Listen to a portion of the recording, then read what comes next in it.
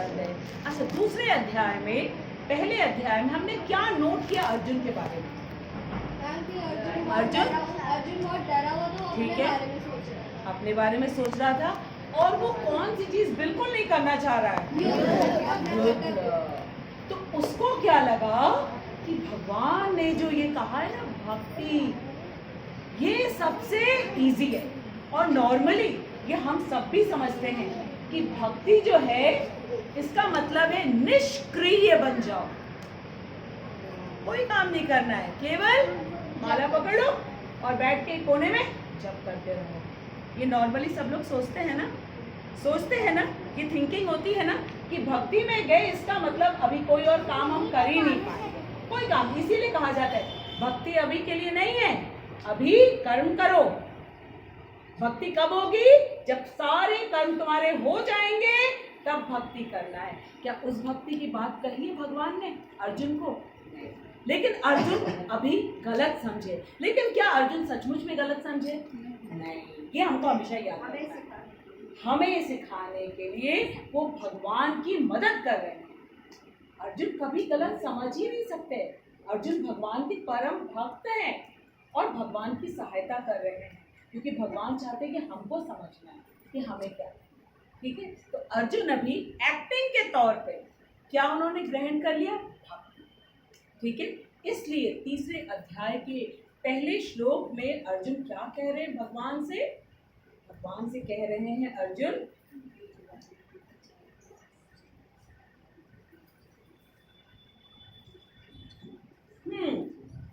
अर्जुन उवाच ध्यायसि चेत् कर्मणस्ते मता बुद्धिर्जनार्दन तत्किं कर्मणि घोरे माम् नियोजयसि केशव। अर्जुन उवाच ध्यायसि चेत् कर्मणस्ते मता बुद्धिर्जनार्दन तत्किं कर्मणि घोरे माम् नियोजयसि केशव। अर्जुन उवाच ध्यायसि चेत् कर्मणस्ते मता बुद्धिर्जनार्दन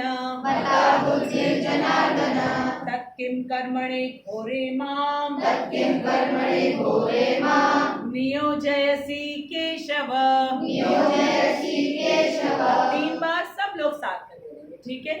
अर्जुन उवाच ध्यायसि चेत् कर्मणस्ते मता बुद्धिर्जनार्दन तत्किं कर्मणि घोरे माम् नियोजयसि Keshav. Open your mouth.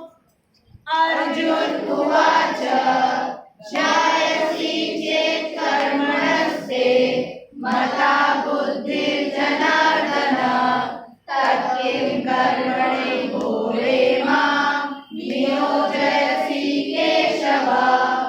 Arjun उवाच, अर्जुन ने कहा ध्यायसि श्रेष्ठ चेत् यदि कर्मणः सकाम कर्म की अपेक्षा ते तुम्हारे द्वारा मता मानी जाती है। बुद्धि जनार्दन, हे जनार्दन, हे कृष्ण, अतः किम, क्यों, कर्मणि कर्म में घोरे भयंकर हिंसात्मक माम मुझको नियोजयसि नियुक्त करते हो केशव हे कृष्ण। भगवान को अर्जुन ने कहा, ठीक है, क्या कहा? हे जनार्दन, हे केशव, यदि आप बुद्धि को सकाम कर्म से, कौन से कर्म से? सकाम कर्म क्या होता है? फल की इच्छा करते हैं, ठीक है। अब भगवान ने सकाम कर्म भी बताया था अर्जुन को, लेकिन कब बताया था? मैम जब वो सोच रहे थे कि अगर मैंने अपना कर्तव्य करके युद्ध किया तो मेरे सारे के सारे परिवार वाले बंधु वगैरह मर जाएंगे, तो मेरे को नर्क प्राप्त। तो उन्होंने कहा कि अगर तुम करोगे तो तुम्हें नर्क नहीं प्राप्त नहीं होगा। हताश हो गए थे, कुछ करना ही नहीं चाह रहे, उस समय बताया था भगवान ने, उस समय बताया था। और हमने कौन सा एग्जाम्पल सुना था? जब एकदम छोटे बच्चे होते हैं, 2 इयर्स के, 2.5 इयर्स के, मम्मी पापा क्या बोलते जब स्कूल नहीं जाना चाहते? क्या बोलते? सिद्धि, स्कूल जाओगे तो क्या देंगे? क्या देंगे? बोलो बोलो। चॉकलेट देंगे। तो जब क्लास 4 में 5 में पहुंच जाते तब भी बोलते हैं स्कूल जाओ चॉकलेट मिलेगा, बोलते हैं? नहीं बोलते हैं। तो ये चॉकलेट दे रहे थे भगवान, कह रहे थे कि तुम सिर्फ युद्ध करने चले जाओ, युद्ध भूमि में तुम खड़े हो गए ना, अगर तो तुम जीत गए तब तो तुमको पूरी इस पृथ्वी का निष्कंटक राज मिल जाएगा, और अगर तुम्हारा शरीर पूरा हो गया, मृत्यु को भी प्राप्त हो गए, तो भी तुम्हारे लिए कौन सा द्वार खुला रहेगा? स्वर्ग का। क्योंकि तुम अपना नियत कर्म करते करते तुम्हारे प्राण छूटे हैं, तो वो तुमको मिलेगा, उस समय बताया था। और फिर सकाम कर्म के बाद कौन सा बताया भगवान ने? निष्काम। क्यों? क्योंकि सकाम कर्म में क्या होता है, फल तो हमारे हाथ में नहीं है ना, तो भगवान ने बता दिया था, कर्मण्येवाधिकारस्ते मा फलेषु कदाचन मा कर्म फल हेतुर्भू मा संगो अस्ति अकर्मणि, कि ये जान करके कि कर्म का फल तुम्हारे हाथ में नहीं है, ठीक है। अपने आप को हेतु भी मत जानो। क्यों नहीं हेतु जाने? मैम क्योंकि हम लोग कृष्ण के एक अंश हैं और वही हमारे अंदर, ठीक है, उन्होंने हम लोग को सारी शक्ति दी है, सारा बल दिया, सारा धन दिया है। हाँ, ये शरीर जिससे हम सारे कार्य कर रहे हैं, इस बुद्धि से, इसमें जो सारी योग्यताएं हैं वो सब कृष्ण ने दिया, और इस शरीर को, इसको पालने के लिए भी सारी चीजें कृष्ण की दी हुई है, चाहे वो अन्न हो, चाहे वो फल हो, चाहे वो सब्जी हो, चाहे वो दूध हो, चाहे वो जल हो, ऑक्सीजन हो, सब कुछ। तो जो बुद्धि से समझ जाता है इस बात को, वो अपने आप को कभी हेतु नहीं मानता। हेतु का मतलब क्या होता है? रीजन, कारण कि मैं कर रहा हूँ, वो फिर हेतु नहीं मानता है अपने आप। तो अर्जुन के माइंड में आया था कि कर्म फल भी मेरे हाथ में नहीं है, अपने आप को मैं हेतु भी ना मानूं तो मैं करूं क्यों? इसके लिए भगवान ने बताया था कि अकर्म ना करना, क्योंकि अगर अपने स्वधर्म को नहीं किया, ठीक है, अपने जो नियत कर्म है उसको नहीं किया, तो डेफिनेटली कहाँ पे जाओगे? नित्य नरक वास करोगे, ठीक है। तो वो तो करना ही नहीं, इसलिए भगवान ने उसको फिर धीरे से सकाम से निष्काम में लेकर, ठीक है। क्योंकि सकाम कर्म में क्या होता है, रिजल्ट मिलता है, हमें बहुत इंटरेस्ट आता है, हमें एनकरेजमेंट मिलता है, और करें और करें, नहीं आता है हमको रिजल्ट तो गुस्सा आ जाता है, तमोगुण में हम चले जाते हैं। भगवान नहीं चाहते। भगवान क्या अर्जुन को कह रहे? निस्त्रय गुण्य भवार्जुन, तीनों गुणों से ऊपर हो। तीनों गुण कौन से हैं? सबसे नीचे वाला कौन सा है? उसके ऊपर वाला कौन है? और सबसे ऊपर भगवान जो है ना, वो सतोगुणी लोगों को पसंद है, क्योंकि सतोगुण में जब हम रहेंगे तब हम भगवान की बात को समझ पाएंगे। रजोगुण में रहते तो क्या होता है, बहुत ज्यादा एम्बिशन। किस चीज के लिए बेटा, किस चीज की एम्बिशन हो जाती है रजोगुण में रहने से? बोलो बोलो, हाँ बोली बोली। पैसा कमाने की। पैसा कमा के क्या करेंगे? पैसा कमा के क्या करेंगे? घर बनवाएंगे, कपड़े खरीदेंगे, जो इस संसार में दिखता है। तो जो लोग इस संसार की चीजों को, ठीक है, पकड़ने की कोशिश करते हैं, वो सब रजोगुणी हैं, क्योंकि वो सबसे पहले अपने आप को क्या मानते हैं? शरीर मानते हैं, ठीक है। तभी तो शरीर के लिए सारी चीजें वो करते हैं। तो वो रजोगुण में तो भगवान, क्योंकि रजोगुण इंसान के पास भगवान की सेवा के लिए, कथा के लिए टाइम नहीं होता, इसलिए। और जो तमोगुणी होता है वो क्या करता है? तमोगुणी व्यक्ति वो आलस, निद्रा, क्रोध, ईर्ष्या, ये सब चीजें। तो भगवान ने कहा इन सब चीजों से ऊपर, ठीक है। तो अब इसमें क्या है, भगवान ने क्या कहा? भगवान ने अर्जुन से कहा था कि तुम तीनों गुणों से ऊपर उठो। और अर्जुन को ये बात अच्छी लगी कि तीनों गुणों से ऊपर उठूंगा, इसका मतलब है कि हमको युद्ध नहीं करना, क्योंकि युद्ध के लिए तो क्रोध चाहिए ना। अरे प्यार से कैसे मारेंगे किसी को? मार सकते हैं कोई कि हम अरे हंसते हंसते एक थप्पड़ लगा दिया, ऐसा होता है क्या? क्रोध चाहिए भाई, ठीक है। और उसको बात याद आ गई किसकी? भगवान की, कि निस्तर त्रैगुण्य भवार्जुन।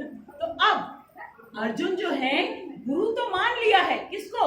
कृष्ण को। लेकिन अभी भी अपना जो संबंध है ना पुराना सखा वाला, उसको वो पूरी तरीके से भूलने को आ जाता है, हावी हो जाता है। अब जैसे दो फ्रेंड्स हैं, क्लास में एक साथ पढ़ते हैं, ठीक है, एक ने खूब पढ़ाई करी, वो बन गया IAS ऑफिसर, दूसरा अभी नहीं बन पाया है, नीचे है, तो वो अपने फ्रेंड को क्या ऐसा मानता है कि ये बन गया? तो बार बार कहते हैं अरे साथ में थे हम लोग, साथ में बैठते थे हम लोग, ठीक है पहुंच गए तो ठीक है। वो वैसे नहीं करता है जैसे दूसरे लोग उसकी रिस्पेक्ट करते हैं, क्योंकि जो हमारा संबंध होता है ना वो हावी हो जाता है हमारे ऊपर, ठीक है। तो उसी भाव से भगवान को अर्जुन ने दो नाम से पुकारा। कौन कौन से नाम है? पहले जनार्दन और दूसरा वो हमने लास्ट क्लास में पढ़ा था। बताओ जनार्दन क्यों कहा? जना नामक असुर को मारा। और दूसरा क्या कारण था? नहीं नहीं नहीं, जनार्दन का नहीं, वो तो केशव का बता रहे हो। जनार्दन का आप क्या करते हो? आप जो आपके जन हैं उनको पीड़ा पहुंचाते हो, क्योंकि आपकी तो आदत है मारते रहते हो आप असुरों को, ठीक है। और आप हमको जबरदस्ती वो काम करवा रहे हो जिससे मुझको पीड़ा हो रही है, इसलिए कहा जनाब, ठीक है। और फिर केशव भी कहा। आप बताओ केशव का अर्थ क्या है? तुम बोलो। केशव क्यों कहा? ब्रह्मा जी, ईश शिव जी, व कंट्रोलर, ठीक है। आप ब्रह्मा जी, आप शिव जी तक को कंट्रोल करते हो, वो भी स्वेच्छा से कोई काम नहीं करते हैं, आपकी परमिशन से, आपकी प्रशंसा के लिए करते हैं। तो मैं क्या हूं? करूंगा तो मैं वही जो आप, ठीक है। लेकिन मुझे कन्विंस तो कर लीजिए आप, मुझे कन्विंस तो कर लीजिए, क्योंकि आपने कहा कि बुद्धि योग श्रेष्ठ है, ठीक है। सेकंड चैप्टर में सुन के आया ना अर्जुन, आपने कहा बुद्धि योग श्रेष्ठ है। फिर मुझे आप क्यों इस घोर कर्म में, कौन सा घोर कर्म है? युद्ध, जहाँ रक्तपात होगा। और किसका रक्तपात होगा? अर्जुन के अपने परिवार। उसमें कौन कौन है? भीष्म पितामह, जिनकी गोद में अर्जुन खेला है। इतना स्नेह, इतना आशीर्वाद दिया है, आसान काम है? इमेजिन करके देखो कि दादाजी को मारना पड़े।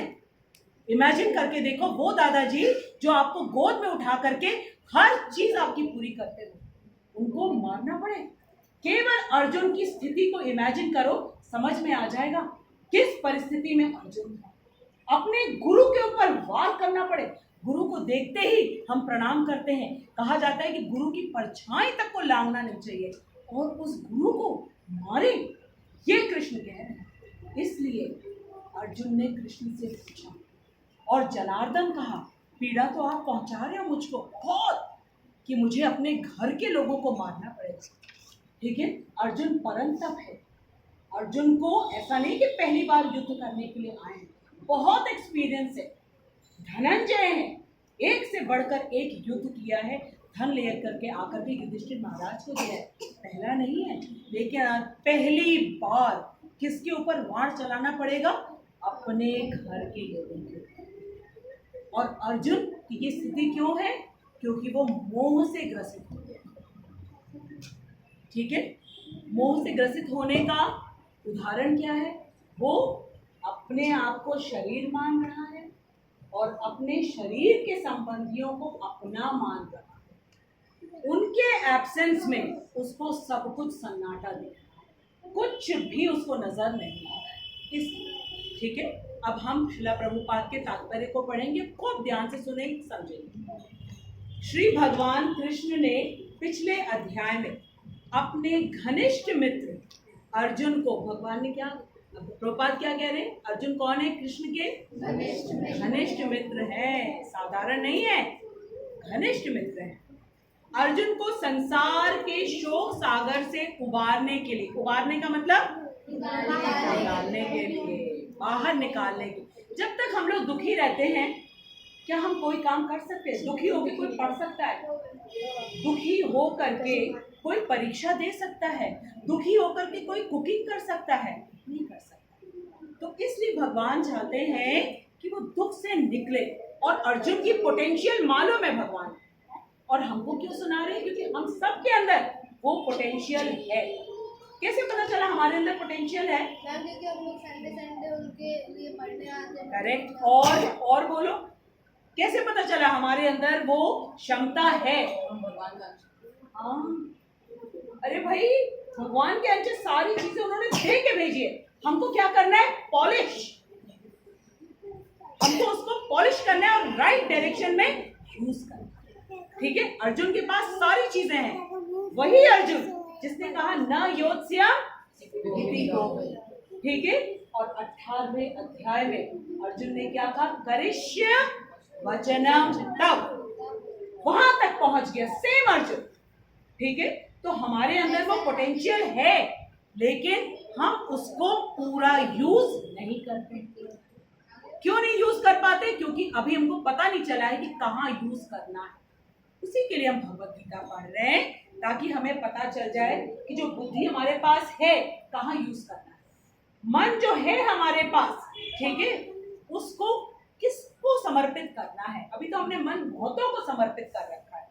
किसी ने भोजन को समर्पित कर रखा है, किसी ने कपड़ों पे समर्पित कर रखा है, किसी ने वीडियो गेम पे समर्पित कर रखा है। ठीक है, कोई क्रिकेट मैच में समर्पित। मन तो हमने समर्पित कर रखा है, लेकिन भगवान हमको बताएंगे कि कहाँ हमको अपने मन को समर्पित करना है। ठीक है, तो अपने घनिष्ठ मित्र को संसार के शोक सागर से उबारने के उद्देश्य से आत्मा के स्वरूप का विशद वर्णन किया है। कौन से सेक्शन में भगवान ने आत्मा के स्वरूप का विशद वर्णन किया था? किसमें? सांख्य योग में। शुरुआत में आत्मा और अनात्मा का बहुत डिटेल में। ये अनात्मा क्या होती है? आत्मा तो समझ में आता है। व्हाट इज अनात्मा? हाँ हाँ, शरीर। ठीक है, आत्मा और अनात्मा का डिटेल में भगवान ने बताया, ताकि अर्जुन शोक से बाहर आए, डर से बाहर आए, कंफ्यूजन से बाहर आए। ठीक है, और आत्म साक्षात्कार। ठीक है, आत्म साक्षात्कार का मतलब क्या होता है? हमें पता चल जाए कि हम, सबसे पहले तो यही जरूरत है ना। और भगवत गीता का पहला सबसे फर्स्ट टीचिंग क्या है? तुम शरीर नहीं। सबसे फर्स्ट टीचिंग। ठीक है, जैसे एग्जाम्पल के, अगर हम मैथ्स के सम्स कर रहे हैं,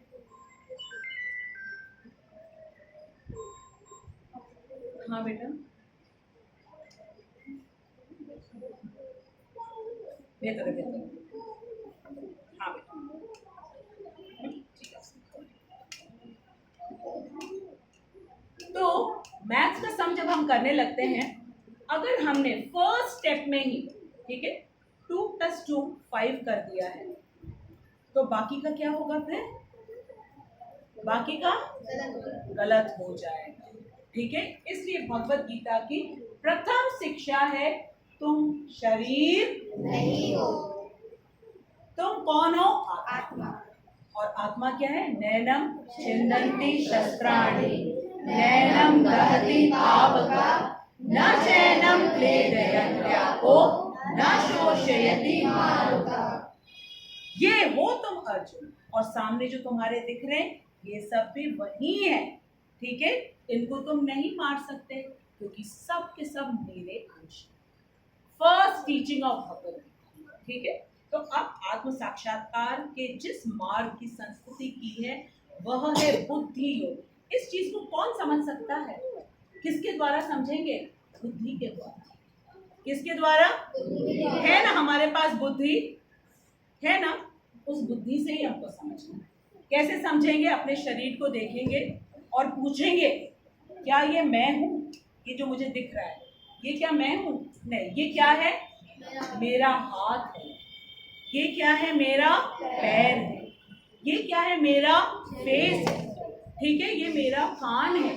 ये मैं नहीं। ये क्वेश्चन करना पड़ता है, ये बुद्धि से ही होता है। शीशे के सामने खड़े होंगे, देखेंगे और पूछेंगे क्या मैं कहाँ हूँ? क्या ये मैं हूँ? क्या ये मैं हूँ? क्या ये मैं हूँ? कोई भी ये सब मेरा है, तो मैं कहाँ हूँ? तब हमको याद आएगा, अरे कृष्ण ने तो कहा है तुम आत्मा हो, तुम मेरे अंश हो।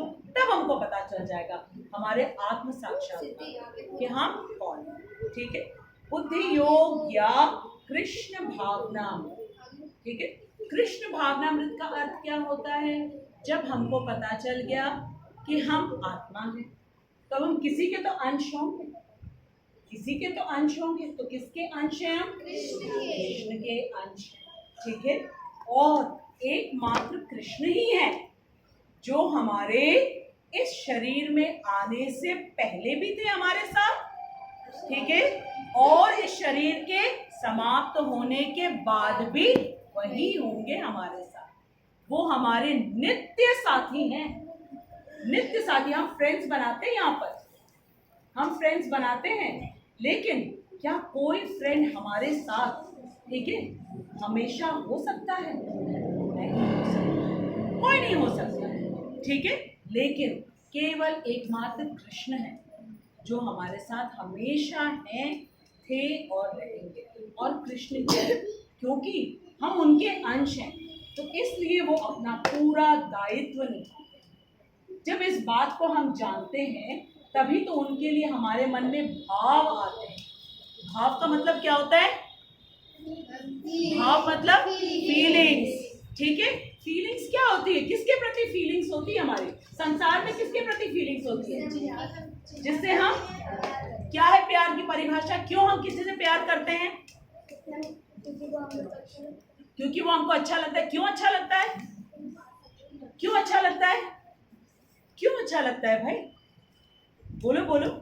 क्योंकि वो हमको कुछ दे रहा है, या खाने की चीज दे रहा है, या हमारी मनपसंद चीज कोई है, उसी को तो हम प्यार करते हैं, जो हमारी आवश्यकताओं की पूर्ति करता है।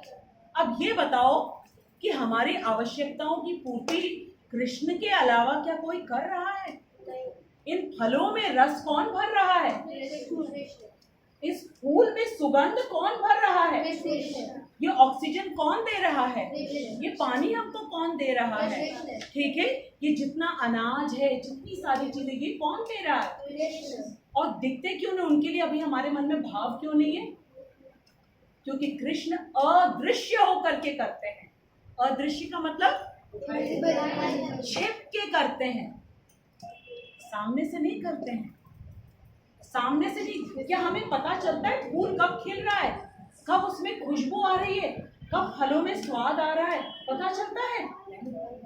लेकिन कृष्ण ही कर रहे हैं, क्योंकि वो सर्व कारण कारणम है। हर चीज के वही कारण है, हर चीज के वो मेन स्रोत है, सोर्स है। लेकिन उनकी एक आदत है कि वो छिपा के करते हैं, और हमारी आदत क्या है? दिखा के करते हैं। हर चीज दिखा के करते हैं। इसलिए जो हमको एक मैंगो लाके दे रहा है, एक टॉय लाके दे रहा है, वो हमको बहुत प्रिय हो जाता है। एक चॉकलेट लाके दे रहा है, एक कोल्ड ड्रिंक लाके दे रहा है, ठीक है? लेकिन हम ये नहीं समझ पाते कि उसके अंदर कृष्ण है, जो चीज लाके दे रहा है वो किसने दिया? कृष्ण ने दिया। तो सारी चीजें एक्चुअली किसने प्रोवाइड करी है? जब हमको हर जगह दिखने लगेंगे बुद्धि से, इसके लिए किस चीज की आवश्यकता है? बुद्धि। इसीलिए हम भगवत गीता पढ़ रहे हैं। भगवत गीता पढ़ने से व्यक्ति बुद्धिमान बन जाता है, ठीक है, और फिर कृष्ण को समझ लेता है। कृष्ण को समझने के बाद फिर वो किसी और को समर्पण नहीं करता है, जैसे अर्जुन ने किया। करिष्य वचनम तम, जो आप बोलोगे वही करूंगा। अब तक मैं क्या कर रहा था? जो मुझे पसंद है वो मैं कर, लेकिन अब मैं क्या करूंगा? जो, ठीक है। अब कभी कभी कृष्ण भावनामृत को भूल से का मतलब बाय मिस्टेक, गलती से, ठीक है, जिनको मालूम नहीं है कि भगवान ने हमको भगवत गीता क्यों दी है, भगवान ने भक्ति की प्रशंसा क्यों की है, ठीक है, तो वो लोग समझ लेते हैं भूल से। क्या? कभी कभी कृष्ण भावनामृत को भूल से जड़ता समझ लिया जाता है। What is the meaning of जड़? जिसके मूवमेंट ना हो।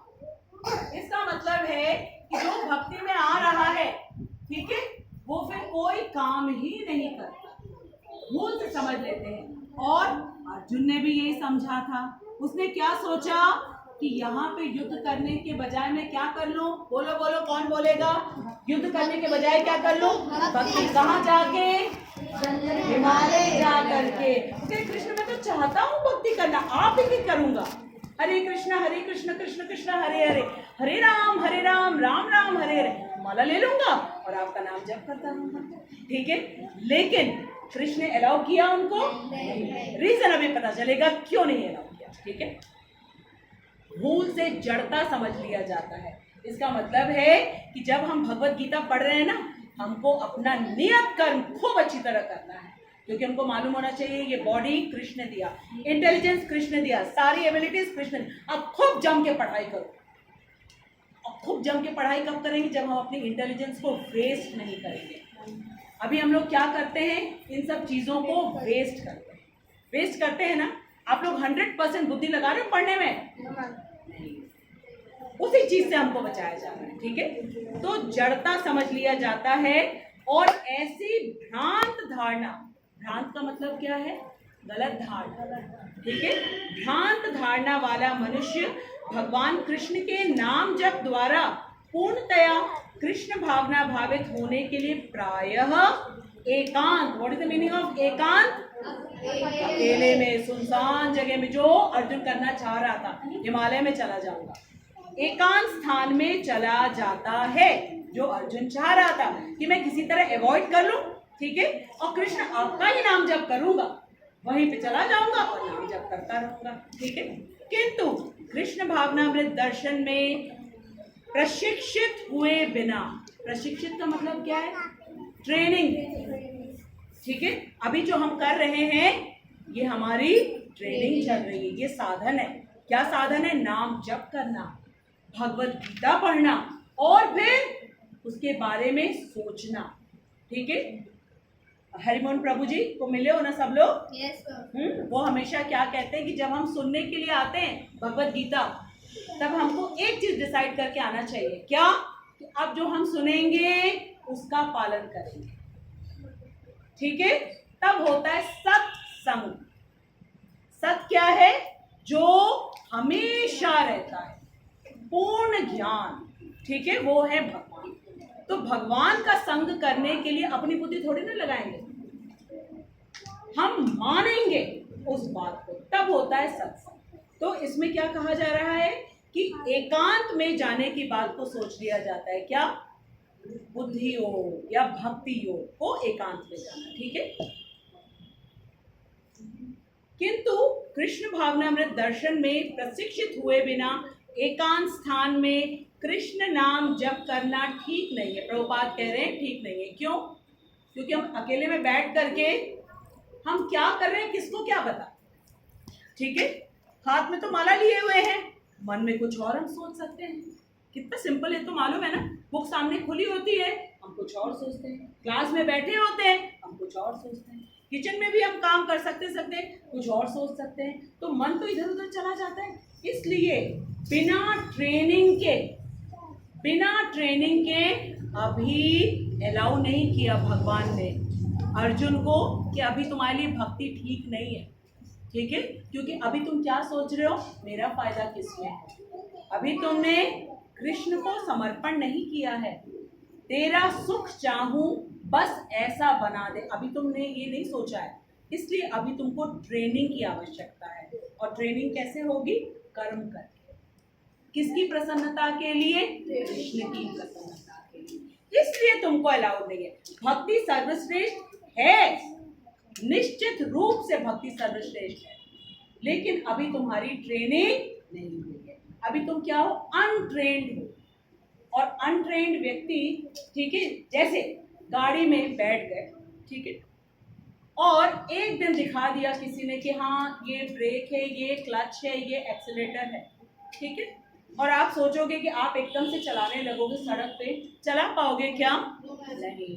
क्या करोगे? आप खुद को भी नुकसान पहुंचाओगे और दूसरों को भी नुकसान, ठीक है। इसीलिए कहा जाता है कि जो भक्ति के मार्ग में आते हैं ना, बहुत बड़ी हमारे कंधों पे रिस्पॉन्सिबिलिटी है कि हम अपने द्वारा कभी कोई गलत मैसेज ना पहुंचा दें। इसीलिए जो भी क्लास में आते हैं बच्चे, वो फिर इस बात का ध्यान रखें कि वो अपनी पूरी शक्ति अपने स्कूल की पढ़ाई में लगाएं, खेलें, ठीक है, पढ़ाई करें और पेरेंट्स की बात मानें। तब जाकर के पेरेंट्स को लगेगा कि हाँ मेरा बच्चा भगवत गीता क्लास में जा रहा है और कितना अच्छा इसने स्कूल की भी पढ़ाई करी है, एक कितना अच्छा ओबीडिएंट बच्चा बना है। तब जाकर के आप एक गुड एग्जाम्पल बनोगे। कृष्ण ने क्यों नहीं अलाउ किया? अदरवाइज अर्जुन कितने बैड एग्जाम्पल बन जाते कि अपनी जिम्मेदारी नहीं पूरी करोगे। क्षत्रिय हो, क्षत्रिय की जिम्मेदारी क्या होती है? युद्ध करना। वो छोड़ करके तुम चले जाओगे भी हिमालय में? अभी अलाउड नहीं है। अभी तुम्हारी ट्रेनिंग, अभी तुम अनट्रेन्ड हो, इसलिए अभी कर्म करना है, ठीक है। तो एकांत स्थान में जाने की बात को भगवान ने, अच्छा बुक साइड नहीं कर रहा है। अरे भाई सक्षम, अरे भाई नहीं कोई बात नहीं, कोई बात। क्लास में आई है ना, है ना, 4 साल से क्लास में आ रही है, कोई बात नहीं है। वो सोते सोते उसके कान खुले हुए हैं, सब सुन रही है वो, ठीक है। अब सुनो आगे। इससे अबोध जनता, अबोध का मतलब क्या होता है? मासूम, इनोसेंट, ठीक है। जैसे हम जब माला लिए बैठे हो, लोग तो बहुत अच्छी माता जी है, लेकिन माता जी के मन में क्या चल रहा है ये थोड़ा पता है, ये तो प्रभु जी को पता चलेगा, क्योंकि प्रभु जी सीनियर डिवोटी है। तो अबोध जनता क्या होती है?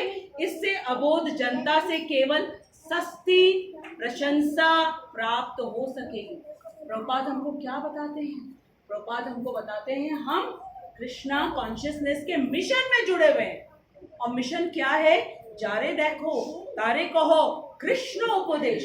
इस बात को बोल करके ही हम सबको अमृतत्व तक पहुंचा सकते हैं, क्योंकि एक कृष्ण का नाम ही अमृत है, बाकी सब मृत है, ठीक है। तो उस तक पहुंचाने के लिए हमसे कौन सुनेगा? अगर हम सचमुच में कृष्ण भक्त नहीं बनेंगे तो जो अबोध हैं, मासूम है, जिनको नॉलेज नहीं है, वही हमारी प्रशंसा करेंगे और थोड़े दिनों के बाद क्या होगा? हमारी पोल खुल जाएगी। हम लोग कोई गलत काम करते कितनी देर तक छुपता है? कुछ समय तक छुपता है, उसके बाद सामने आ जाते। हमारे सामने बहुत सारे एग्जाम्पल्स भी हैं, बहुत सारे। टीका लगा करके, तिलक पहन करके, कंठी माला धारण करके बहुत सारे लोग कहाँ कहाँ है, जेल में भी बैठे हुए हैं। क्यों? क्योंकि वो सचमुच में उन्होंने कृष्ण का प्रचार नहीं किया है, ठीक है, और भक्ति में पहले आ गए हैं। और जो प्रोसेस बताई गई है हमको कैसे कैसे कर्म करना है, हमको पहले निष्काम कर्म करना है। प्रत्येक कर्म को कृष्ण की प्रशंसा के लिए करना है। हर चीज को क्यों करना है? क्योंकि कृष्ण ने हमको सब कुछ दिया है, इसलिए हम कृष्ण की प्रशंसा के लिए। तो क्या हम भूखे रहेंगे, अभाव में रहेंगे? नहीं, कभी भी नहीं रहेंगे, ठीक ठीक है। तो इसलिए हमें इस बात का ध्यान रखना चाहिए कि कभी भी हमको कोई ऐसा काम नहीं करना चाहिए जिससे कृष्ण दुखी हो। अर्जुन को भी कृष्ण भावनामृत या बुद्धि योग ऐसा लगा मानो वह सक्रिय जीवन, सक्रिय क्या है? एक्टिव।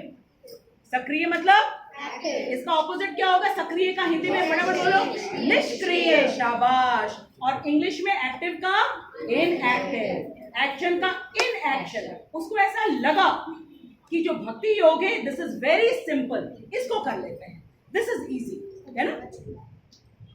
मानो वह सक्रिय जीवन से संन्यास लेकर एकांत स्थान में तपस्या का अभ्यास, उसको ऐसा लगा, ठीक है। और संन्यास का मालूम क्या अर्थ होता है?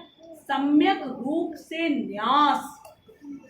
सम्यक रूप से न्यास का मतलब होता है जो समस्त वस्तुएं उसको मन से त्यागना, हाथ से त्यागना नहीं, ठीक है, मन से त्यागना। कौन सी चीज? कि इसको हम एंजॉय करेंगे, वो भाव को त्यागना है संन्यास। श्रीला प्रभुपाद तो पूरे विश्व में उन्होंने इतना इतना इतना डोनेशंस लिया, लेकिन क्या किया?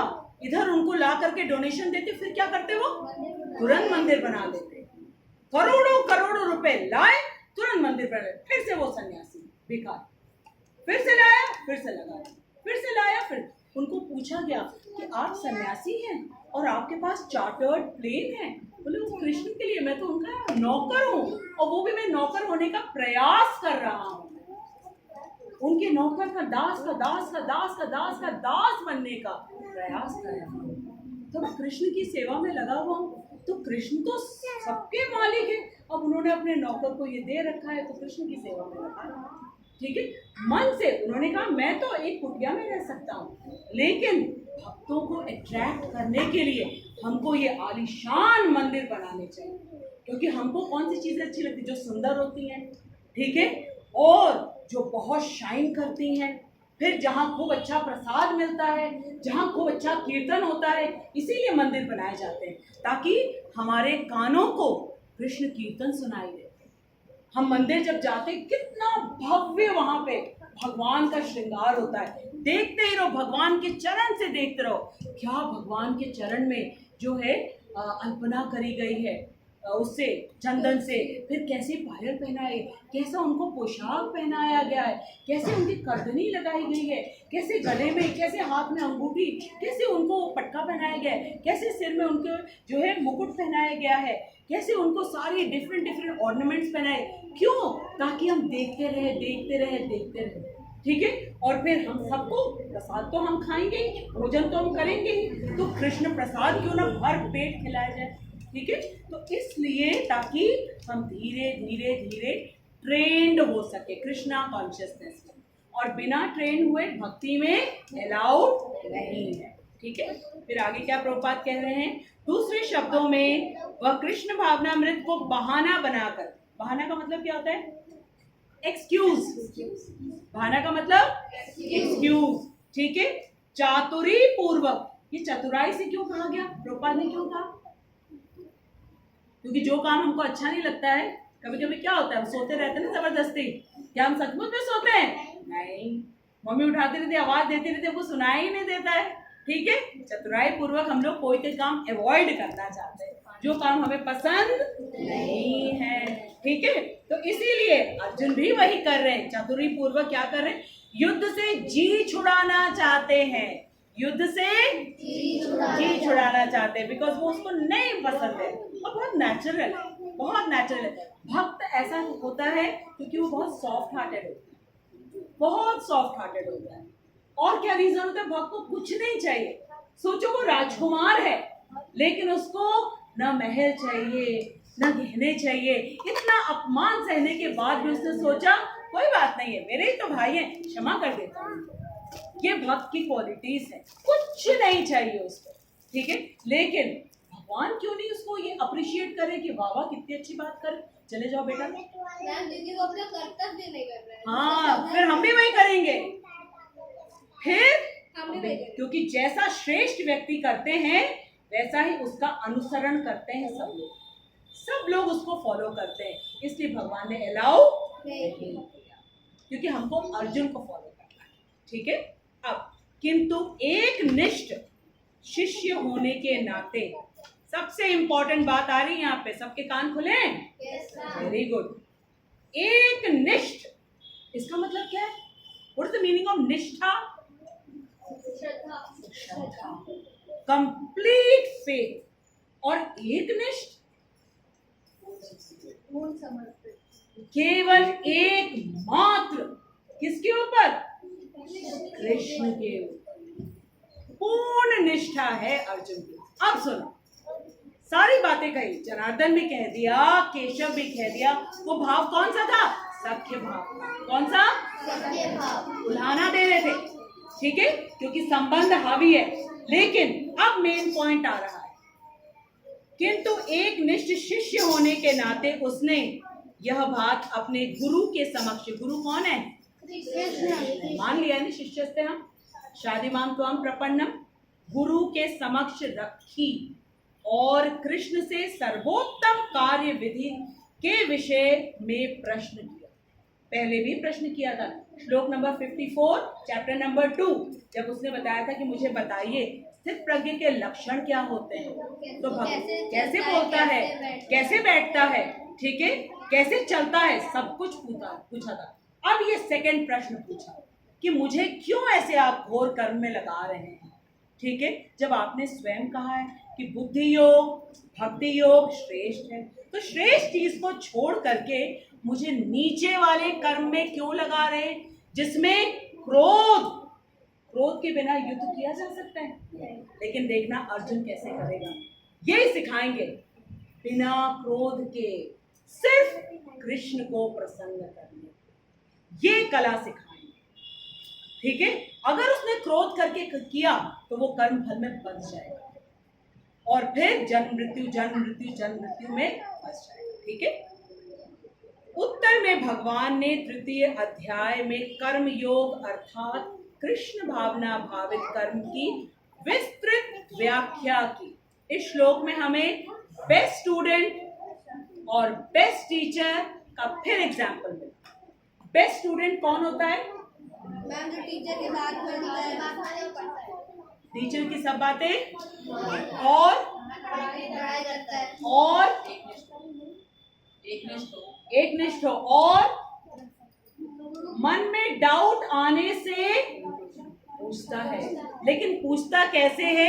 ऐसे नहीं पूछता है कि कृष्ण आप मुझे कुछ गलत बता रहे हो, नहीं, आप गलत बता ही नहीं सकते, मुझे समझ में नहीं आ रहा, आप मुझे समझा दीजिए, ठीक है। तो ये एग्जाम्पल से हमने क्या समझा? पेरेंट्स से जब हम बात करेंगे, ठीक है, कैसे बात करनी है? रेस्पेक्टफुली हमें बात करनी है और पेरेंट्स से कोई बात छिपानी नहीं है, कोई बात नहीं छुपानी है, क्योंकि पेरेंट्स कौन है? कृष्ण